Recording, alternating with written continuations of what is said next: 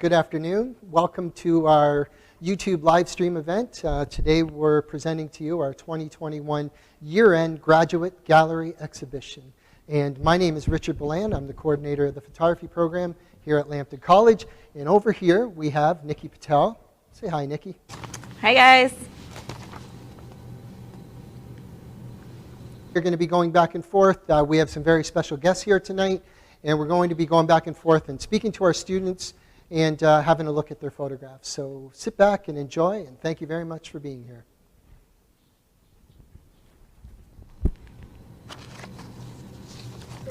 Oh, hi guys, it's Nikki here, and we are going to start with showing you guys our first grads video.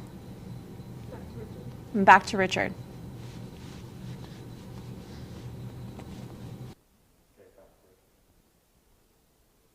Am I talking? Hey there, I'm back again. Tonight we have a really special guest here today, a friend of mine and my former dean. His name's Rob Cardis. He's now the president here at Lambton College as of July 1st. And welcome, Rob. Thanks for coming out tonight. Thank you, Richard. It's a pleasure to be here. I really appreciate the kind invitation to be here today. Thank you. Thank you. Okay, so Rob and I wanted to talk a little bit about the inception of the program. Rob is probably Rob is the major architect of the program, and he's the one that first hired me, right, Rob? I did, yeah. I was saying to you earlier, it feels like it was just yesterday, but I think it was about 10, 11 years ago, around 2011, where Lambton College started to look at this program. And interestingly enough, a fellow named Don McCahill, who used to work here in our Learning Innovation Center, really pushed the concept in the early days around a photography program. And for our college, Lambton has always been known to be more of a technology school with the Valley here and so on, but there was a real desire to want to diversify our student body in terms of bring different students in that have different interests and so on. And we started to do that with a culinary program and with esthetician and so on. And it just seemed like a natural progression to go to a photography program. And from there, wanting to hire the best faculty, to your point. And you remember those days, Richard, where a mutual friend of ours and a colleague here at the college, Greg Lee, suggested he knew you. And you were in Toronto at the time, so I don't think we held out much hope to get you, but we're just so excited when you agreed, because, as I've said to your students before, if you want to be an astronaut, you probably want to learn from Chris Hadfield. And in my view, if you want to be a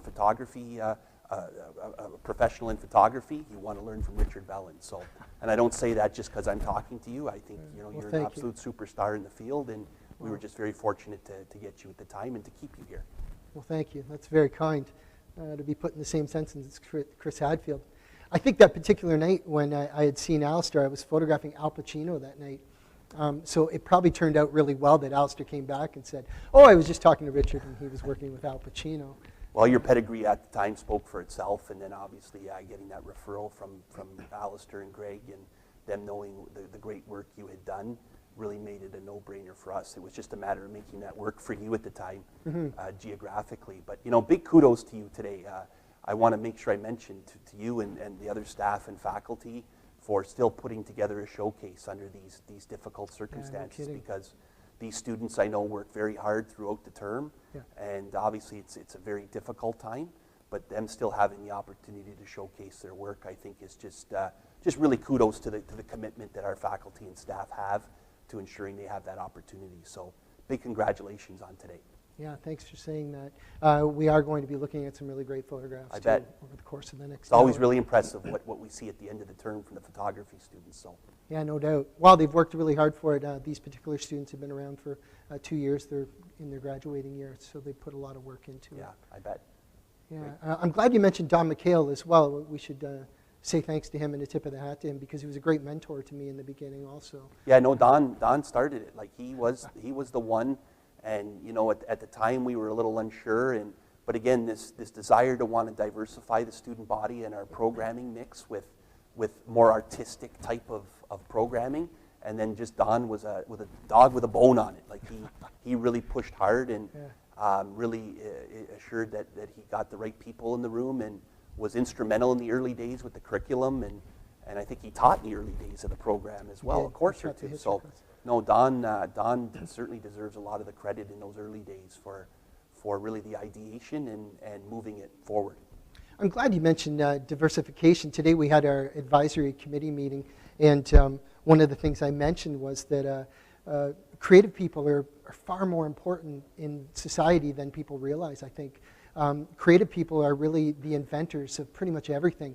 They're the ones that create everything. We're not really good at running anything. We really need the logical thinkers to run the show, but we come up with all these great ideas.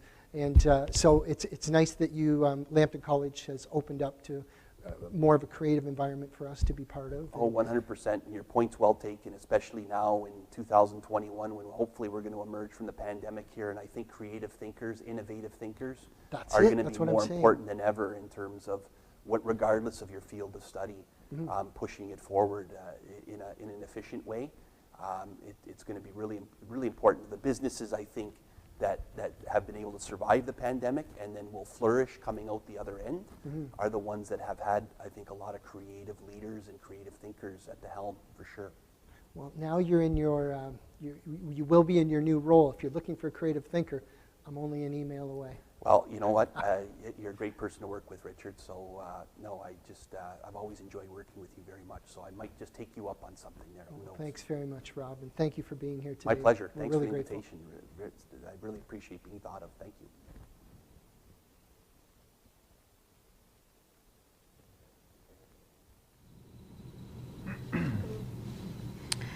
Hey guys, welcome back, and it's Nikki here again. I am here with grad number 1, Mike McCormick, and we are going to take a look at his quick intro video.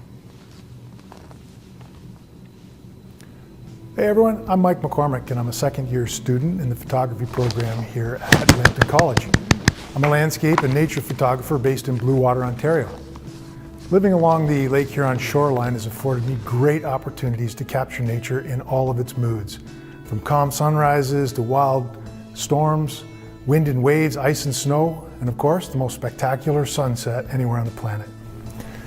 It was the beauty of nature that led me to photography as a way to capture my experiences in nature.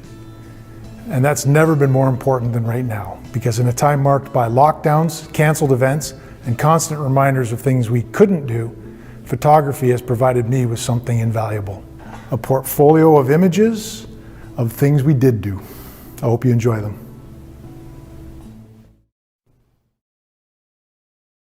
We have Mike here today, and he is going to talk about some of his images. So Mike, welcome. Thank you, Nikki. What inspired you to make this image, Huron Moon?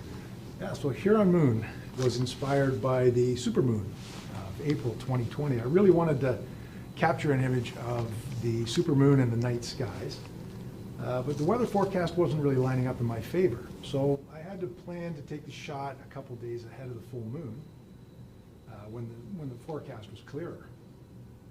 So I had a composition and a location in mind when I headed out about 3 o'clock in the morning, but when I got to my location, I couldn't take the shot because it had completely clouded over.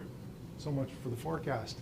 So I started to think of other possibilities as I headed back towards Grand Bend, and I started to think about the moon setting over Lake Huron, maybe from the beach or from the marina. And so I stopped in at the marina first, and everything just lined up. And the moon was dropping into some low-level clouds that were dispersing the bright moonlight and giving off a beautiful golden glow. The moon itself lined up well with the lighthouse and cast a nice reflection on the water. And the skies overhead were clear, dark, and full of stars. So very happy with the end result. And even though it isn't the image I had in mind when I set out that night, it's still certainly inspired by the supermoon. Awesome. I love that you, no matter what the conditions were, you still strive to get an image and didn't give up. So I appreciate that. Is there a specific message that you wanted to say in this image? Well, I really wanted to emphasize the supermoon in the night skies. And as I said, even though I'm very happy with the image I got, it wasn't what I set out to get initially, but I think it still does emphasize the supermoon in the night skies. And the supermoon happens infrequently, and it lines up at this location even less frequently. So, you know, I have to say that I enjoyed having a front row seat to this scene, so maybe the message really is just enjoy. Awesome. So let's talk a little bit about your second image here, Tranquil Beginning. Yes, Tranquil Beginnings. So back in Grand Bend again.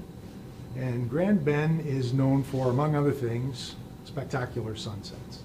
Regardless of the time of year, you will find people on the pier and on the beach just watching the sunset. But you hardly ever see anybody come out for the sunrise. And the sunrise, even though it doesn't rise over the lake at that location, it can be just as spectacular as the sunset. So the inspiration for this one really was just to capture a beautiful sunrise that far fewer people ever come out to see. How did the image get its name?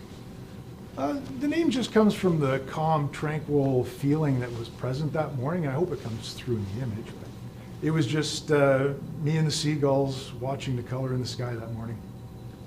Awesome. Intention is often mentioned as an important part of composing an image. What was your intention for this one?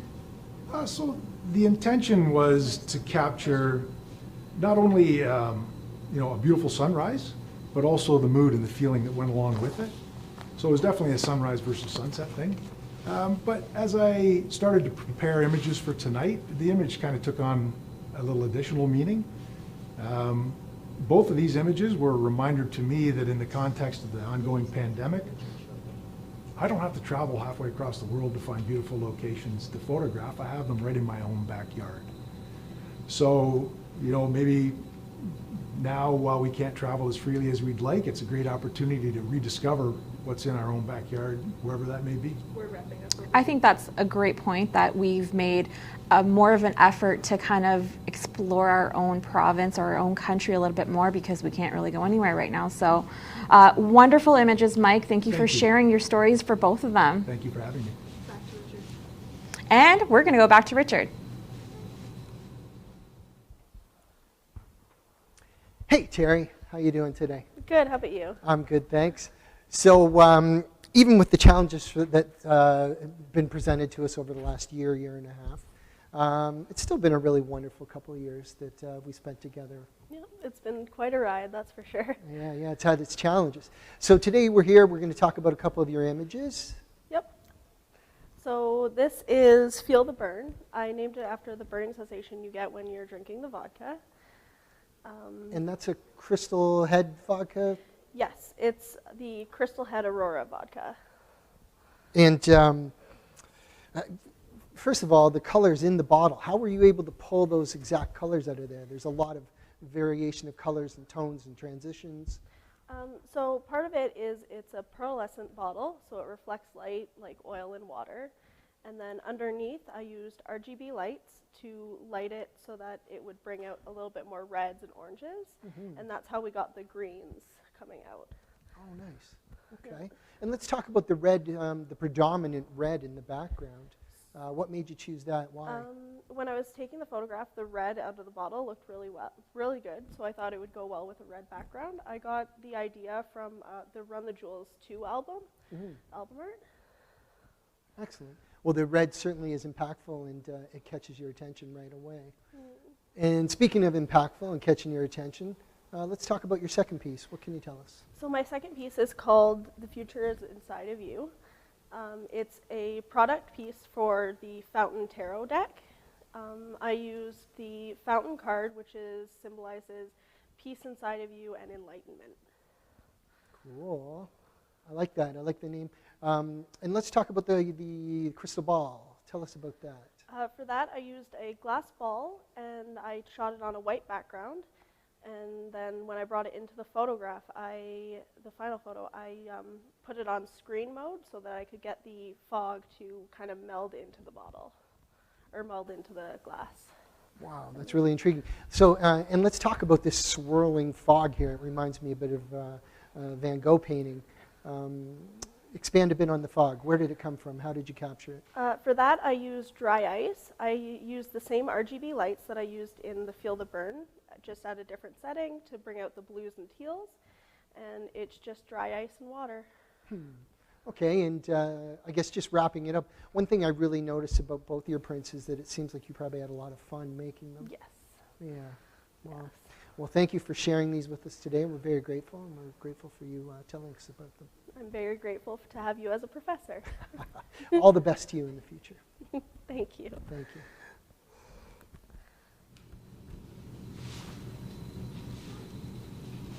Nikki, you're up, and we're doing intro into, just go into Cindy video. All right, guys, welcome back. And I have Cindy here, and we're actually going to take a quick look at her video first, and then we'll come back and chat with Cindy.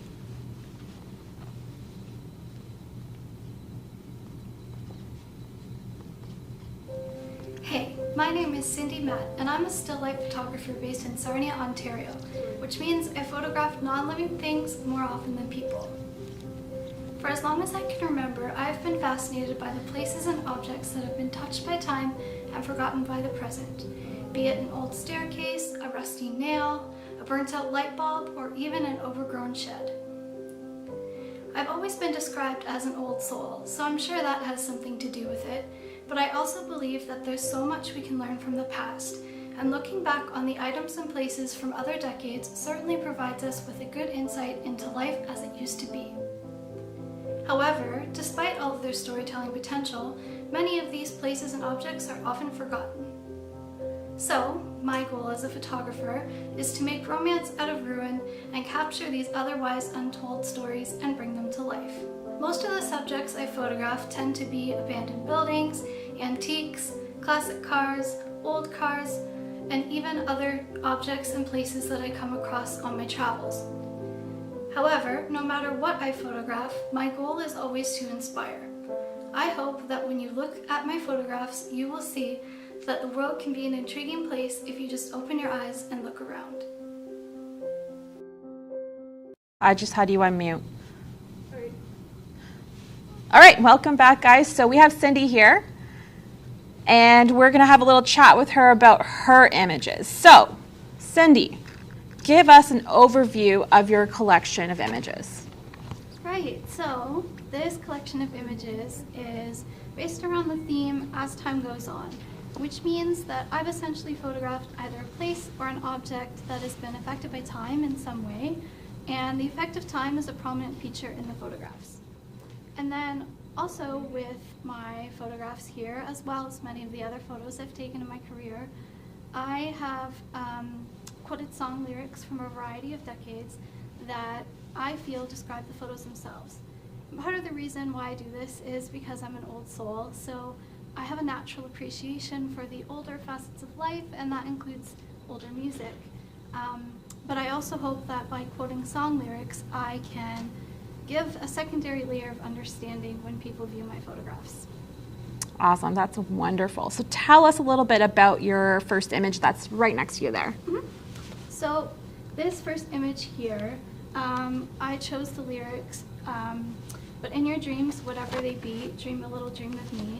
And they're from a 1956 song called Dream a Little Dream of Me by Ella Fitzgerald and Louis Armstrong. So this photo is a photo of a hydrobox that I found in an alleyway downtown Sarnia when I was exploring one day. And to me, it looks more like a vintage microphone, mostly because of the lines on the hydrobox itself, the silver shape, and yeah, just the silver color and the shape remind me of an old microphone.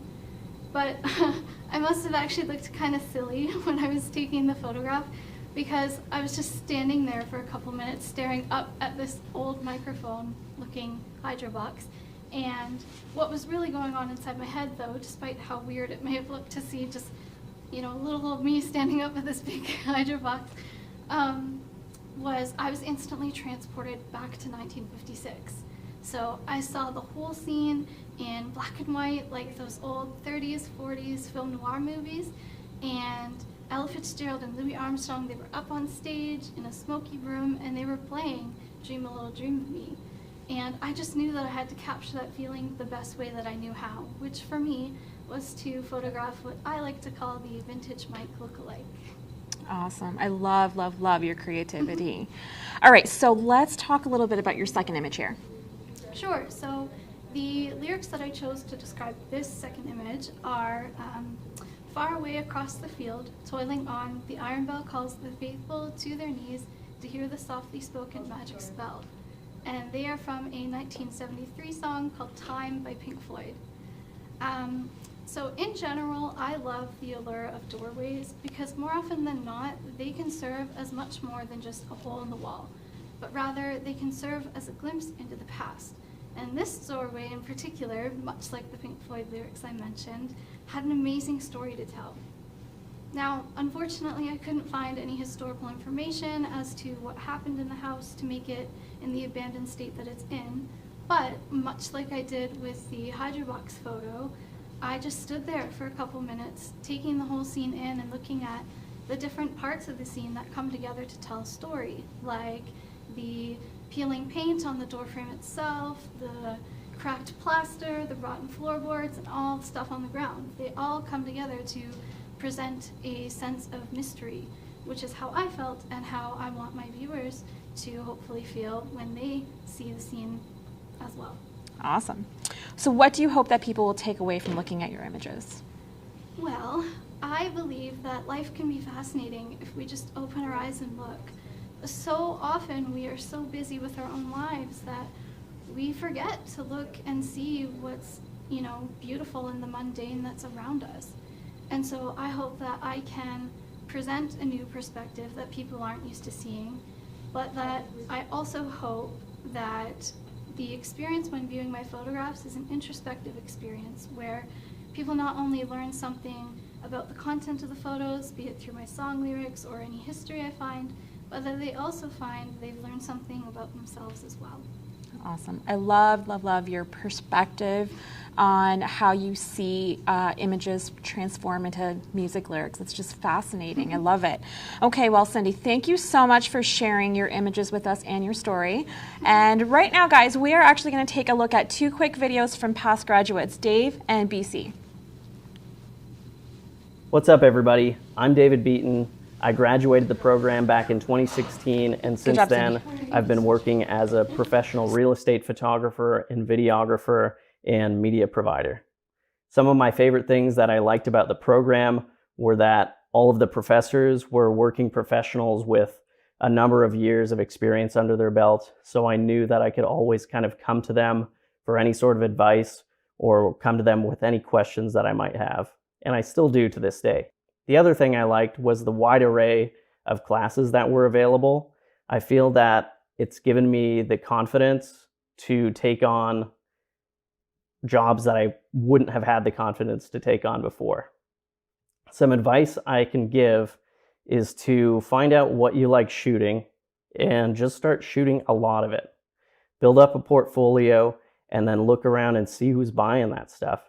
And guess what? You'll have some awesome work to show them, and it'll probably land you some really cool jobs. Congratulations on graduating the program. You guys have had one of the coolest photography experiences that I can think of, and you have the knowledge and know-how to go out there and really kick some butt. Good luck, guys. Hi, my name is BC Alaude. I'm a graduate of the Lambton College Photography Program.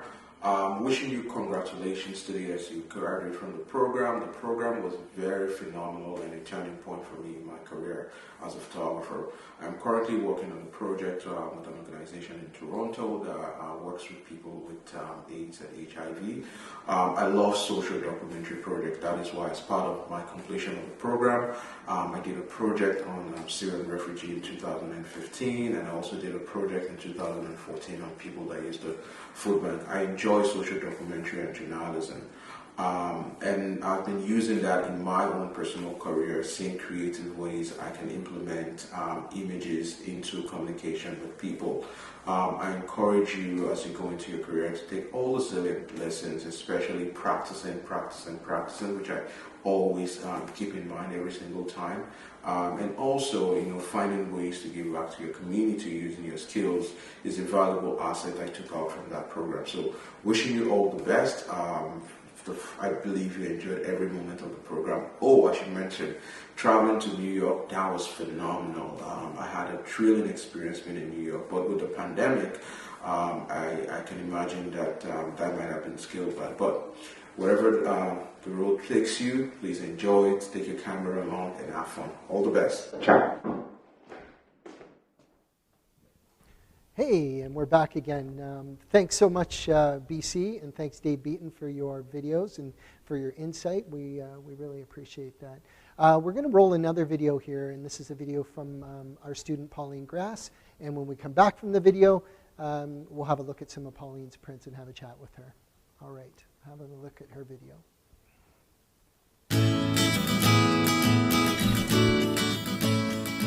I've lived in Sarnia for most of my life, and I have always enjoyed spending time near the water. I have an extensive collection of photographs of all the beautiful places in Sarnia. Come and take a walk with me through the sights of Sarnia.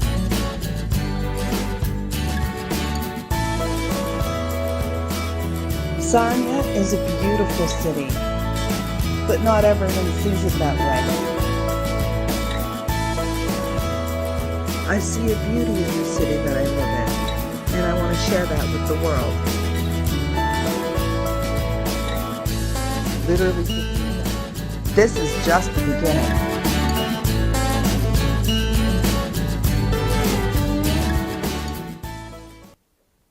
Hey, hello, hello, hello. So today we have another special guest here. My guest is Pauline Grass. Hello, Pauline. How are you today? Hi, Richard. I'm good. How are you? Excellent. Thank you. And Pauline has two wonderful prints here that we're going to have a chat about. And I'm actually very excited to chat about these because I've been looking at them for the last couple minutes. So why don't we start with the print on the left, Pauline, the black and white print. I can see here that it's the cabin, the cottage that was at Canatera. Can you tell us a little bit about it, please? Maybe the name of the print first. Certainly. The name of my print is the Canatera Cabin, because at the time when I took it, the cabin was sitting at Canatera Park. It has since been moved to the Lambton Heritage Museum for preservation, and from what I heard, they're going to restore it so that it can actually be a working building that we'll be able to go in and have a look at it. But I wanted to just capture an image of it before they took it away from our city, because it's been there for a long time. Yeah, no kidding. Excellent. Well, in that respect, you've documented a piece of history, so I think that's very important, and maybe that pulls out a bit of a photojournalism side of you. But something else I notice a lot about this print is that it has a very fine art quality to it, and I would lend that to your composition for one. There's some really great balance that you have going on between having the cabin on the left and the tree on the right. But another thing that stands out to me that I find very compelling is your black and white conversion. Why did you choose to convert this to black and white? When I looked at the color picture, it was great. You know, it brought me here to that day that I took the picture. But when I converted it to black and white, it kind of gave me a more historical feeling when I looked at it, kind of taking it back to the days when the cabin would have been a building that was used every day. One thing I forgot to mention is that it is the oldest freestanding structure still in Lambton County, so it's a historical significance for the whole county, not just Sarnia. And do you remember the year it's from? Off the top of my head, I looked all this stuff up, and I have it all written down at home, and off the top of my head, it's just, it's not there right now.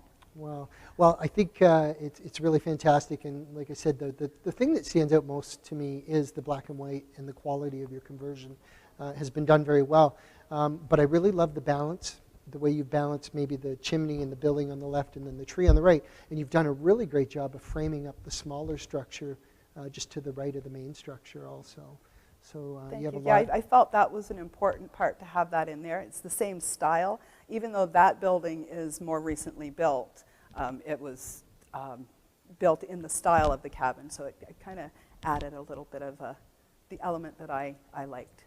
Well, compositionally, you've done a fabulous job with you're incorporating a number of compositional suggestions that we talk about in the program. So very, very good job. Why don't we move on to your second one here, which is an equally compelling image. And to me, this one has a bit of a 70s vibe to it. So can we start with the name and then maybe tell us a bit about the color quality also? Certainly. This one here I've just simply entitled Sarnia Bay. It is, you can see here, it is a picture of the Sarnia Bay. This particular shot was taken, recently they did a renovation of Centennial Park down by the bay, and this was part of the renovation. So this is all something very new. And just the different elements, we get the car coming through here, the boat in the background. This building back here actually is on the other side, on the US side. But from that point in Centennial Park, it's a very prominent feature of what I consider our landscape. So I was glad that was there as well. And the final thing I want to point out is right here in the middle, we've got the big thank you. That was a sign that was erected in Sarnia Bay at the beginning of the pandemic to honor the frontline workers and all the essential workers that put themselves out there for the rest of us. So I was, that kind of made that the focal point of this image. Oh, good for you. So in both images, you've done a bit of photojournalism in here, and then the Photoshop techniques that you've used to pull out the various colors and tones and tints in there are very interesting. Well, thank you very much, and we really appreciate you sharing your images with us today. Thank you very much. I appreciate the opportunity, and right, it's been a great 2 years. Well, we'll be sorry to see you go as much as we wish you the best in your future. Thank you.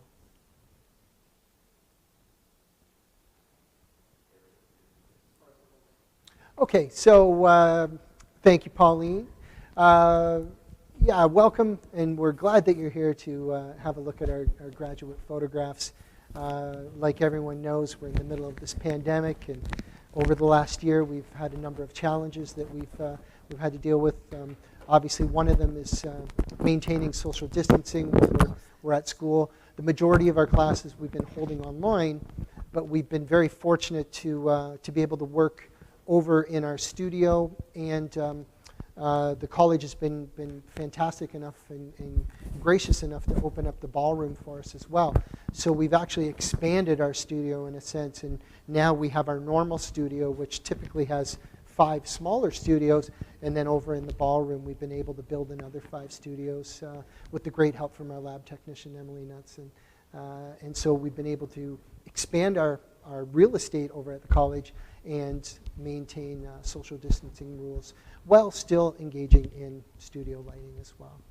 So now we're back again, and we're going to talk to another one of our fabulous graduates, Haley Doran. And before we interview Haley and have a chat, we're going to walk right into talking to you about Haley's prints. So Haley, how are you doing today? I'm good. How are you? I'm fabulous, thank you. Even though I probably sound like I'm mixing things up, but That's okay. We're on track now. So Haley, let's talk about your 2 wonderful images that both have this quality straight away that I can see and that I want to hear about. So why don't we start with the one on the left here? Sure. Can we start with the name first, please? Yes, so I titled this image Kintsugi. Okay. Yes. Kintsugi. So this is really interesting that you would title it something that I don't know the definition of. However, it leads to a question. What does that word mean? Yeah, so kin is defined as gold, and sugi means to repair. So this means like the kintsugi is known as the Japanese art of mending broken pottery with metals and most commonly gold.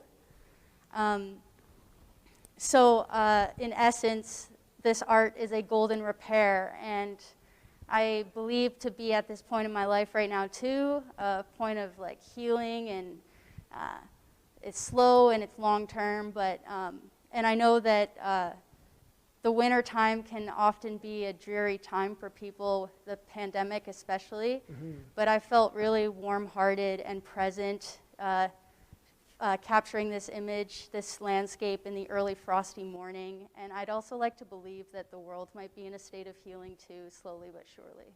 Wow. Yeah, that's definitely a deep insight into this. Yeah. And that works really well with, we have this, this golden foreground that's kind of frosted in the white snow, or maybe it's frost, early morning frost like you mentioned, and then it kind of vanishes off in the distance into the mist. And what made you choose this location from the beginning? Did you already have this location in mind? Were you just driving by this location? Or did you have this sort of photograph in mind, and the location lent itself to your creative intent that you were after? So I actually drive by this every single day. Oh, wow. Yes, Okay. and one morning I just woke up. It was really early, unusual for me, and I thought, I'm just going to go cruise around in my car with my camera. It was shot on medium format, so I had my camera with me, and I spotted this, and it just kind of spoke to me. That's kind of how it works with me. I'm usually on my bike or on my longboard or in my car with my camera, and yeah. That's really interesting that you say you drive by it nearly every day, and this particular day, it jumped out and said it's the day to photograph it. Yeah, And I was actually, I just like hopped out of bed and I was like, it's really nice outside. I love this weather. I'm going to take my camera and just go for a little drive. Wow. And one thing that you mentioned that probably many folks don't know too much about, especially these days, you mentioned you photographed on your medium format camera, which for those of you who don't know is a film camera, and it's with a larger negative. And the reason you might shoot on a medium format is it gives you a bit of a higher resolution. Do you want to tell us, tell us about your venture with working with film and why, and maybe give us a quick insight on taking the film and turning it into a digital print. Sure, yeah. Film photography, it started just as I was beginning this program, and it kind of grew to becoming a relationship totally outside of school, but I'm still very thankful that I had you to talk about film with, and yeah, I just started slow, 35 millimeter film, slower, it's a smaller resolution, and I'm still working to master it, so I just love the process. It makes me take in the moment. I think I'm a lot slower and I'm fully present, and it's not as convenient, so I definitely feel like it's a more tangible, like tactile, like kind of like area of photography. So. Yeah, I like that you say it's not as convenient, because it most certainly isn't. It's a serious process. There's something about film, though, and you can really see it with these images, that they're, despite, especially on the left, this is a colder day, but there's a warmth to film that you just can't get from digital. Digital has a crispness to it. So they're both beautiful in their own ways, but quickly before we move to the next one, what's the process of getting the film to digital? Do you scan it yourself, or do you have someone else scan it? During the pandemic, I dabbled with processing film myself at home. It's still a trial and error process. I don't do it too often. I think I've done it like once or twice, and I feel, especially with medium format, it's more expensive. I feel safer sending my film off to a lab. But I definitely like to just keep trying to master this craft and grow with it and keep getting better and better. So. Well, good for you. It's definitely an interesting take on art. So moving on from kintsugi, let's move to the image on the right here. And well, first of all, can you tell us the name, please? Vulnerability. Oh, wow. Okay, another one. Yeah. So let's talk about vulnerability and its connection to this photograph of yours. Sure, yeah. So again, driving around in my car, there were two things in this scene that immediately stood out to me when I hopped out of my car with my camera.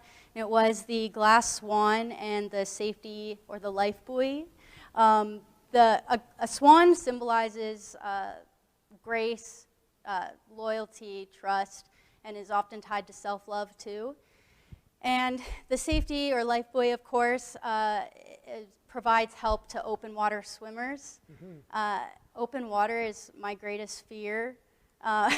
Wow. Yeah, so even though I adore and admire sea creatures and often will, take a dip into our Canadian lakes and rivers, I feel my most unsafe and oblivious when I'm swimming in open water, so I try to avoid it as best as I can. And with the glass swan, it seemed to me that it could link to my self-love being a bit fragile. And so it kind of goes back to the state of healing and growth and just kind of leaning into, trusting the process of life. And photography is really how I make a story and make sense of my life, and it helps me piece my feelings together and what I'm going through and the events that occur. So I definitely feel like this photograph is the epitome of vulnerability for me. And I find the photography program has also evoked my most vulnerable self to share with others. Wow. Yeah, that's something, when you get into a program like this, you to some degree, you have to let yourself go a little bit in order to accept the support that's available to you from your classmates, your peers, your instructors, your mentors. You do have to let a little bit of it go and let people inside a little bit. And we've seen that kind of develop over the last couple of years. Can we talk about the composition, why you chose this particular composition? I can see some of the compositional rules that we use in photography, but what made you choose this exact angle rather than maybe something straight on? So this is on your way to Sombra, and there are so many of these just stacked right next to each other. And I really wanted a very clear visual of the glass swan and the safety buoy. And this is as I pulled up with my car. I just pulled to the side of the road, and I got out, and I was just kind of moving around trying to, compose it in a way that everything would just, it would look like it was in the frame, and it was well thought of. Thought out. And this was film photography as well, same camera? Yep, and I'd also like to add with the safety buoy, I took it from the perspective of being on land, so I thought of this at the time too. It was kind of like I was throwing a safety, like a lifeboat, like a safety buoy out to my past self who was kind of suffering at the time, like in the past, and so yeah, I was like saving myself in a metaphorical way, I guess. Wow, I think, Haley, if you find yourself with enough of these images down the road, you have the makings of a book here with some very compelling text that you can add beside it also. Thank you. Well, thank you so much. I think just by telling us the names, by giving us some insight in there, I can tell that you're putting your feelings out on the line, and we appreciate you sharing that. Is there anything else you'd like to tell us before we wrap it up? Education is just such a process of self-growth and learning more about not only yourself but life and figuring out your place in the art world. And it's been the fastest process of growth for me, and it's been exhilarating and a lot to handle, but it's been a blast, and I'm just really thankful that I decided to do this, and I had great teachers and just an awesome experience. Well, we're very grateful we have you as a student, and the one thing I like to say sometimes is that we know you have a lot of choices out there, and where you decide to take your education is a big choice for a student, and we're very grateful that you came to us, and it's been a pleasure having you in the program. Thank you. Thank you, Haley. All right, so we're going to go back over to Nikki now, and it's all yours, Nikki. Hey guys, welcome back over here to the studio. We have Perry Lutz here with us, but first we're going to take a look at his video first and then come back.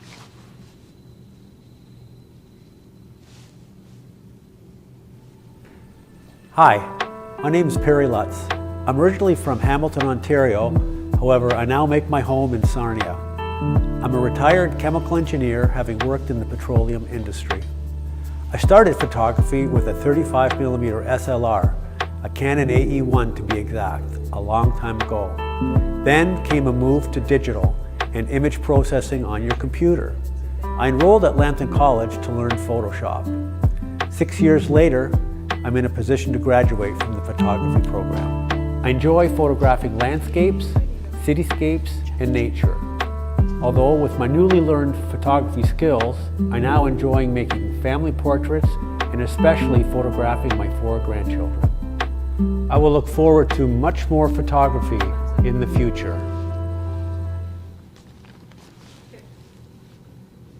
All right, welcome back. So Perry, got a couple questions for you about your beautiful images here. I can already tell, first off, they're not from here. So talk to us a little bit about your first image and where it was shot. My first image, we were on a family vacation in Newfoundland, and we had this image, this photograph in our hotel room, basically the one you're looking at. And I seen it and I said to my wife, wow, that's a beautiful image, but I'd never seen that lighthouse, so I didn't know where it was. The next day we were touring around St. John's, and we went up to a lookout called Signal Hill. And walking around, looking down into the entrance narrows into the harbor, lo and behold, there was that lighthouse. And in a similar spot to where the image was taken that was in the hotel room, I couldn't resist. I had to take one for myself. Awesome. So what does this image actually mean to you? Well, the image is truly a representation of Newfoundland, where you see rock, water, and a little bit of green space. Also, the buildings, especially around the coastal areas, are very vibrant in colors. And I found that this one with the red roof and the white siding on the building was very much the same. And somehow, the image is far away, but it does still, the way it's composed, it does still seem that it's close to you. Yeah. The water is very calming when you look at it in the outlying areas, but you see that there is a presence in the front of the lighthouse where the surf is coming in. Yeah, no, for sure. I can see the waves crashing right at that corner there. It's amazing. It's a good capture for sure. So tell us a little bit more, sorry, not more, tell us about your second image, which looks to be a church. Right, so the church, we had an assignment in one of my photography courses where we were required to photograph the inside of a church. I go to Windsor often, and there is a church in Windsor that I had my eye on to photograph called Our Lady of the Assumption. And it is actually the oldest Roman Catholic parish west of Montreal. And it is right under the Ambassador Bridge. However, this is not that church, because when I went to that church to photograph it, it was all locked up and they were doing renovations on it. So I had to rethink it, and I found this church to be about 1 kilometer away, and it's also called Our Lady of the Assumption, but it's part of that parish. Oh, fascinating. So this image is very vivid in detail. Tell us a little bit about how you achieved that. So the image is it's taken in a type of photography that we call HDR, or high dynamic range.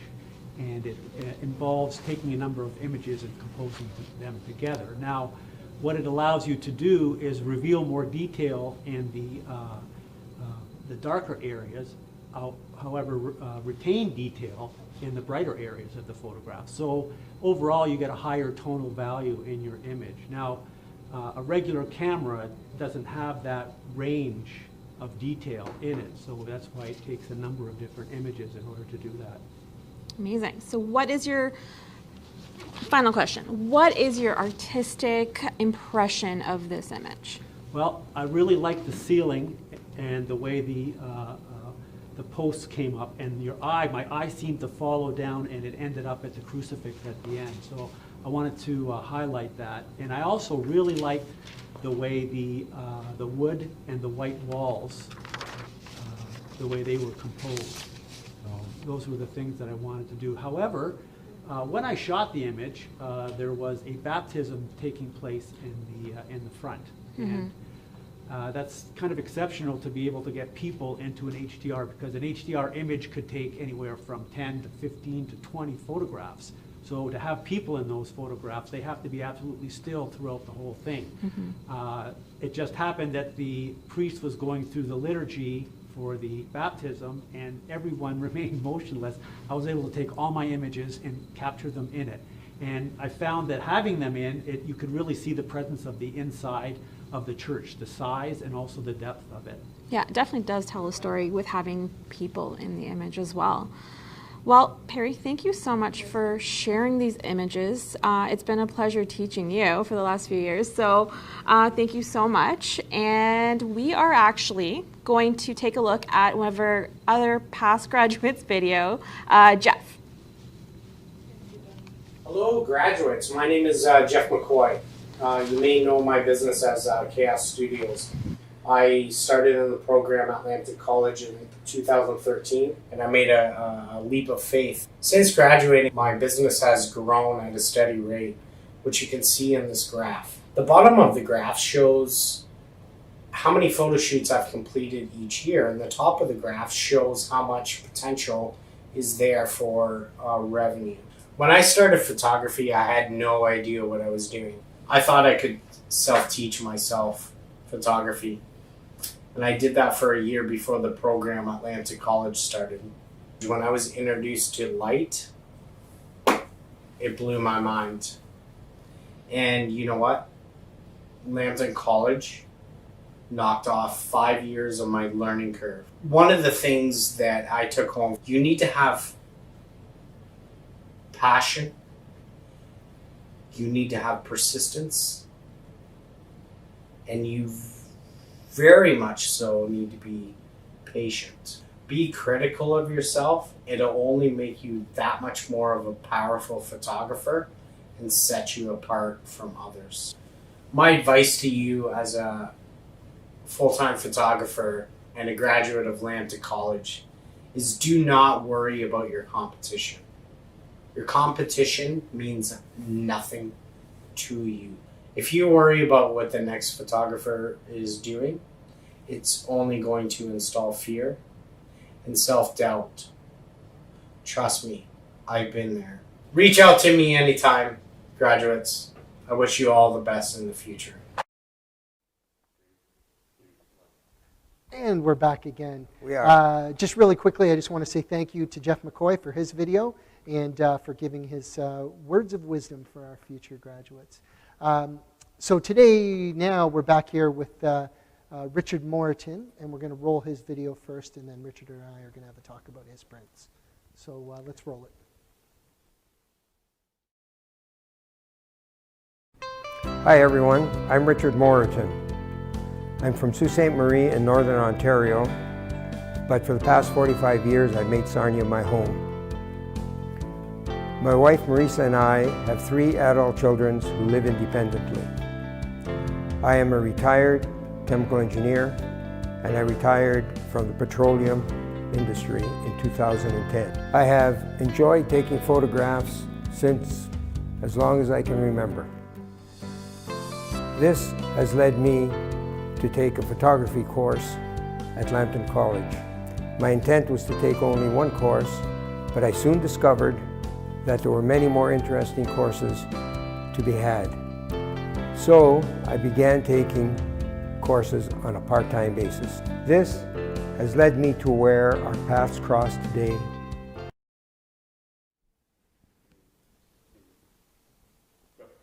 Okay, hi, and we're back again, and this time we're back with my namesake, Richard Morrison.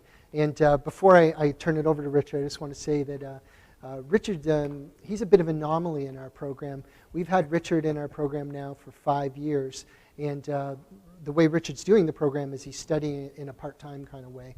He takes a couple courses every year or every term, and maybe 5 or 6 years ago, one of our other students, Perry, who you've heard from, Perry came to me and said, yeah, I have this friend that wants to come in and take the program, and he told me about Richard, and he said, he's a very interesting character. You're going to really like him.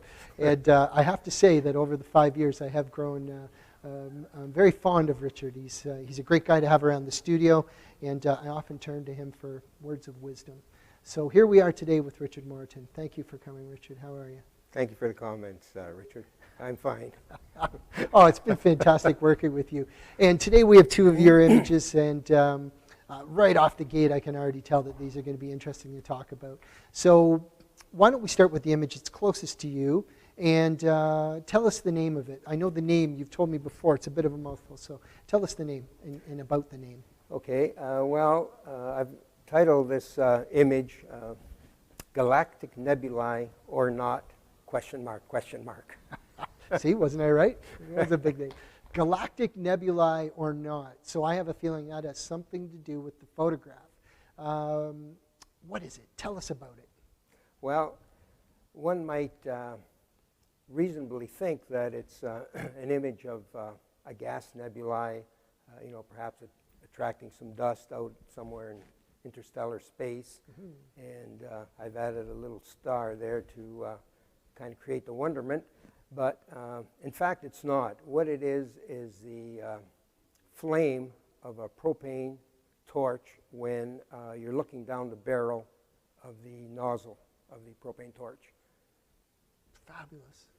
Okay, so as our students move into second year, in the first year, generally speaking, very general, we're teaching technique, we're teaching theory, we're kind of getting students up and running. But as students move into their second year and as they start to be nurtured into creative photographers, there's always a creative intent behind the photographs. Can you tell us what was your creative intent when you were starting to work with this and as you turn this into a piece of art? Well, for me, part of the creative intent was to create something that was unusual and at the same time interesting. And I wanted to capture sort of the sense of capture and hold. That is, capture the viewer's interest and then perhaps hold the interest for a little bit and raise some questions in the viewer's mind. So, that was the artistic intent. Wow. In addition to self-expression, I guess. Absolutely. And it's, I have to say, I've been around here for 9 or 10 years now. It's absolutely unique. I haven't seen anything like this before. Yeah. And I should mention, Richard, that when I did this, all safety precautions were in place. That was my very next question, because knowing that this was a torch, certainly there are things to consider on a safety, in a safety way. So tell us about the creation of it. How did you do it? How did you do it safely? Tell us all about that. Okay, well, the backdrop is a black foam core board with a hole punctured in it just of sufficient size for the nozzle to fit through. And on the back side of the board, I had the propane torch, and my wife manned the torch, or woman the torch. Safely. And she had, one hand on the bottle, the other hand on the valve, so that if there was an issue, she could cut the supply of fuel.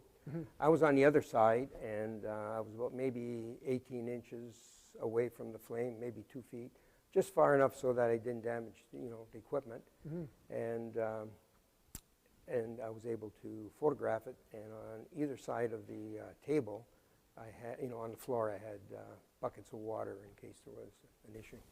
And is it propane, or what's the other one? Oxyacetylene? Is that Oh, no, this is just propane. Propane. Straight propane, yeah. Wow, it's beautiful. And let me ask you this one. What sort of challenges did you encounter when you went to printing it? Because those colors kind of live on the outside of the gamut that we print in. Well, I think part of the challenge was to get the detail. And so, this is what I believe to be unburnt propane, like sort of fine particles, you see. And on first printing, they weren't visible. Right. So I had to work the printing process to bring it out. And I believe I used the Photoshop Enhance feature, the new Enhance feature, to bring it out. Well, those blues are very beautiful in there as well. Okay. Well, thank you for telling us about that. And so let's move on to the second image. This image really strikes me straight away. You probably have seen this before, but there's a surrealist painter. His name's Man Ray, and he has a famous painting that's called The Lovers. I think sometimes it's referred to as The Lips. And as soon as I see this, I see Man Ray instantly. I see surrealism right away. Let's start with the name. What did you name your print? I named it White on White. Okay, White on White. Right. And that leads us somewhere as well. So why don't we start with, why'd you call it White on White? What went into the creation of it? Okay, this photograph was part of a 5-part assignment. And the students had a choice of, a couple of ways to go. And I chose to do the white on white using an egg, photographing white on white using an egg. And because it was interesting to me, it was a challenge, and it was exciting. Pun intended. Well, let's see if we can come up with a couple other puns. So I do want to hear about the white on white in a second, but before we get there, I want to talk about, there's a sprig of something, and I'm assuming that's a poinsettia leaf on the bottom. Right. Let's talk about those, the splash of color. What inspired you to use those two additional elements? Well, I felt that the image needed a bit of contrast, a bit of interest, something to bring interest to it. And so I used a sprig of ivy and the poinsettia leaf to add a bit of color and interest, and again with the intent that it's capture and hold, allow the viewer to pause maybe for a moment and look at it and maybe ask some questions. Why is it that it is? Well, I think adding the splash of color adds an important element to it, and it gives the viewer somewhere to go in the photograph as well. So you and I both know, because we do this, photographing a white object on a white background has its own inherent challenges. And one of the things we teach in second term, first year, is high key photography, white on white, essentially white on white with minimal shadows. So can you speak about the challenges that you encountered photographing white on white, how you overcame them, and maybe just about the transition in tones, because white on white is made up of tones. Yes. So tell us about that. Okay, well, the biggest challenge, as you just mentioned, was to capture the tonality, the different tones going across the image and the tones on the egg, and being able to introduce just sufficient contrast such that the egg is visible but still retain the whiteness of the image. And so that was a challenge, and it was a particular challenge because I didn't have studio lights to use. I photographed this in my basement, and I used 2 speed lights, which are the flashes that normally go on the camera. Yeah. But I had them mounted off camera, and one flash was from the side. The other one, the egg is lit from underneath, which shows the representation of a bit of shadow, and and so that was the challenge with respect to the lighting. The other challenge with the lighting that I had was that background is a horizontal white core board and a vertical white core board, and where the junction is, there's a dark seam of border, and I had to mask that out using light only. We were not allowed to do any post-processing, so everything on this photograph was captured in camera. Wow. Who's your instructor for this? Richard Balland and Jeffrey Robbins. No, this isn't my assignment. This is a hard one. Jeff makes you work hard. That you do it all on camera. There's no post-production. Well, that's really interesting to know. And let's talk about your printing. How'd the printing go on this? Was there challenges? Because your white is perfect. There's no color cast in there at all. Printing was a challenge, yes. I probably took me about 3 hours to print it over and over again. And Don't let that scare any students away. And I had comments, constructive criticism from Jeff, which was very helpful. Sure. And eventually I went through it. But the other interesting aspect, Richard, is that I shot that photo over 2 days, and I took, for sure, in the neighborhood of 130 photos before I landed on one that I was satisfied with. Well, I mentioned at the beginning that I often turn to you for wisdom, and another personality trait that I really admire you is tenacity. Yeah, you've shown great tenacity in the studio, and to get into the studio and make a great photograph, it's not something you can do in 30 minutes or 45 minutes. It's a minimum of 3 hours, and sometimes it's 9 or 10 hours. Yes. Tenacity is a personality trait that you definitely have. So, well, we're very grateful for you expanding on your photos and telling us about them. And it's been wonderful having you in the program, and we look forward to speaking to you in the future as well. Good. Thank you, Richard. I've enjoyed it. Thank you, Richard.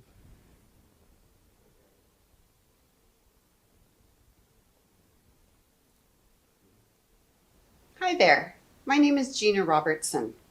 I'm a 2018 graduate from the Digital Photography program at Lambton College. So right now we're going... Since graduation, I've opened up my own business, Gina Marie Photography in Sarnia. My favorite genre of photography is families and all of their milestones. So whether it be family portraiture, maternity, newborn, children, proms, graduations, weddings, you name it. I think my biggest takeaway from the program would have to be learning light. And really, if you can look at and define and figure out how to work with the different types of light, whether it be intensity, color, direction, you can photograph anything. If I could give you an unsolicited word of advice, it would be to not compare yourself or compete with other photographers in the area. So don't compare yourself, your work, or your prices to anyone else. You're going to have to figure out what works for you and skip to your own beat. So stay positive, keep learning, and congratulations. You did it! Best of luck to the graduating class of 2021. Cheers. Cheers. This one's for you.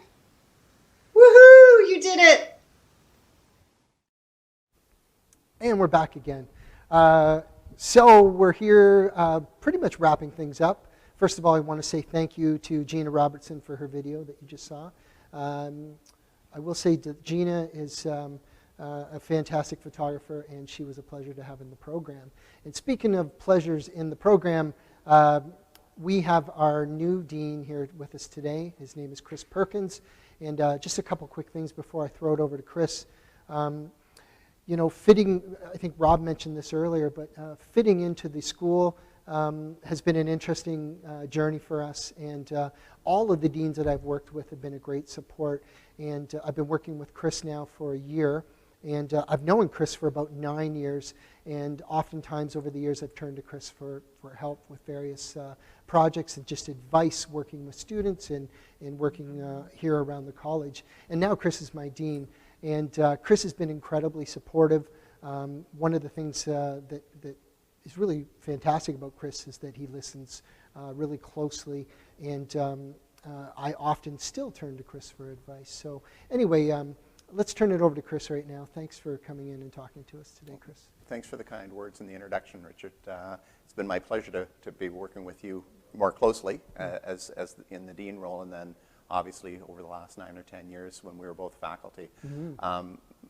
Before we actually get into a conversation, I just want to thank the students for the effort that they've put into to their art.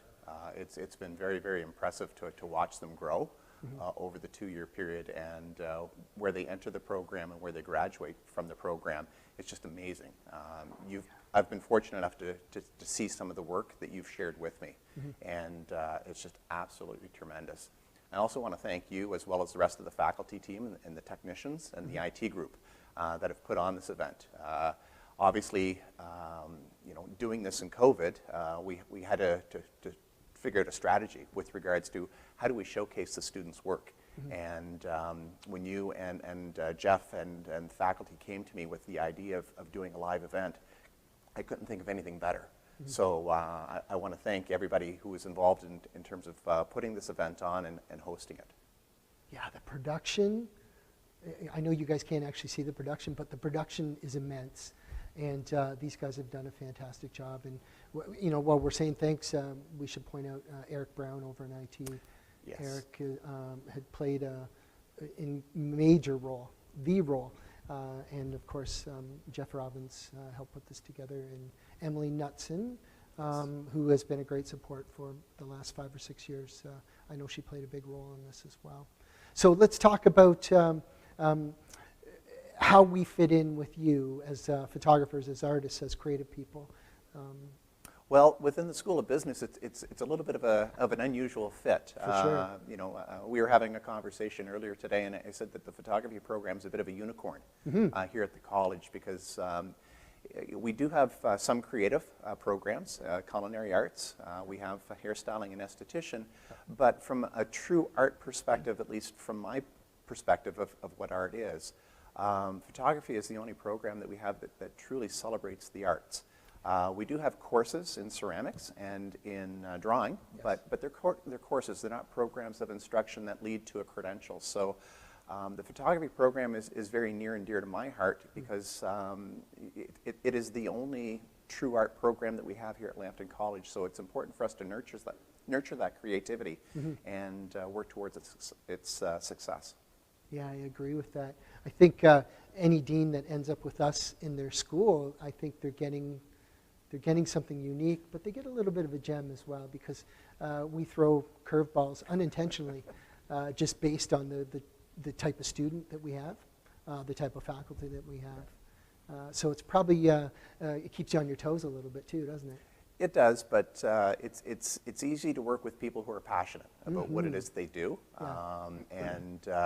I can't provide leadership to individuals and to students that aren't passionate about what they do. So you guys bring passion in spades, and being able to work with that and to support that is my pleasure. I'm still waiting, of course, for some photography tips, but I know that those things are coming in terms of being able to help me improve my pictures, my portraits. So. Well, that's really great that you mentioned that because right now I can morph into the fact that I just got hold of the professional development department here at the college, and I offered to do a PD session for them, which they've agreed on. Geez, I forget the dates now, but I am doing a PD session on compositional techniques. And I thought I would do something kind of straightforward in the sense that you don't need a proper camera. You can even do these, use these techniques with a telephone. So I know it'd be a bit intimidating, but I will invite you to join us, knowing that my boss is out there in the classroom. But I think it'd be really great if you could join us for that PD session. Absolutely, Richard. Yeah. Hey, you know what? In that environment, you're the expert, and I'm just the student. You did mention something with regards to just using a phone. One of the things as well that I'm very proud about with respect to the program is the fact that we've been able to take some of the courses that have been developed specifically for the program, and we've been able to offer them to the greater college community through our general education course offerings. You've been very instrumental in that, and the course that you teach, unfortunately the name is escaping me right now, but we also have a history of photography and art as well that we have. Again, very, very pleased that we're able to take those courses outside of the program and offer them to the college community. Well, the course you're referring to is called Popular Culture for Photographers. And the way and it's great that you mentioned the history course because the history course leaves off in one era of history, basically right when photography is beginning. And I take my popular culture course and I start from that point and move forward and move into the modern art area right up until real time. So yeah, we do have those developed as general education offerings. And every year I get this really interesting mix in the Gen Ed course that I teach because you get all these people from all these different types of programs and learning around the college, but they all come back to me and they want to be creative and they want to learn a little bit about photography and how they can use their photography. And then we incorporate popular culture in it. So it's been really, really fun for me to be part of that and just see people from different walks of life. Yeah, absolutely. Again, very, very proud that we're able to do that and to offer it to the students that are here at Lambton. So fabulous. Yeah. Well, I think we're going to wrap it up here in a second. Before we do, I just want to say thank you again, Chris Perkins, if I hadn't mentioned his last name. It's been a great pleasure, and your team is fabulous. Working, primarily working with Marcia. She's been really, really supportive and patient, and she's always there when I have questions that I just don't know the answers to. That's why we're here. Yeah, we're very grateful to be part of your team. So thank you. Yeah, great. All right. Well, congratulations on a fantastic event today. Okay. Yeah, thank you. And thank you to everybody. I think we're going to throw it over to Nikki just a little bit here before we say goodnight. Nikki, can you hear me over there? Yes, I can. I can hear you. Can you hear me? All right, guys, we're just going to wrap it up here, and we just want to say a big thank you to all of our students, first years, second years, all the graduates. Congratulations, you made it. It's been an interesting year, and it's been challenging, but we did a great job. We made it through, and we are looking forward to seeing our next set of students in September. And yeah, so a big thank you, and everyone who joined us today, thank you, thank you, thank you. And Richard, back to you. Okay, I got it. I'm the one that's going to close this off, I guess. So I just want to support exactly what Nikki was saying. Thank you to everyone that put this together. I know this was a ton of work, and we're very grateful to our IT team, Eric Brown in particular. We're very grateful to our faculty that were involved in this, Chris Parr, Jeff Robbins, Nikki Patel, who you were just listening to, and Emily Knutson. Forever grateful for everything you do around here. And, pardon? I mentioned Eric Brown as well. We're very grateful to Eric. Eric is our IT person, our go-to person, and he put all this wonderful event together. And then before we cap it off, most importantly, I want to thank the students. There's colleges all over Ontario that students can go to study photography, and all these colleges are going to give you a really great education. But I want to tell you, we're very grateful that you chose and trusted us with your education. We put great pride in what we do. We're all working photographers. We all have a passion for what we do. And like I was saying, I know you have a choice. And the fact that you chose us, it means a lot to us. So thank you very much. And to our graduates, we wish you the best in all your future endeavors. And we hope to hear from you again. We're always never too far away. We're an email away if you have any questions down the road. And thank you to you for listening. And that's it. Have a great night. Bye-bye.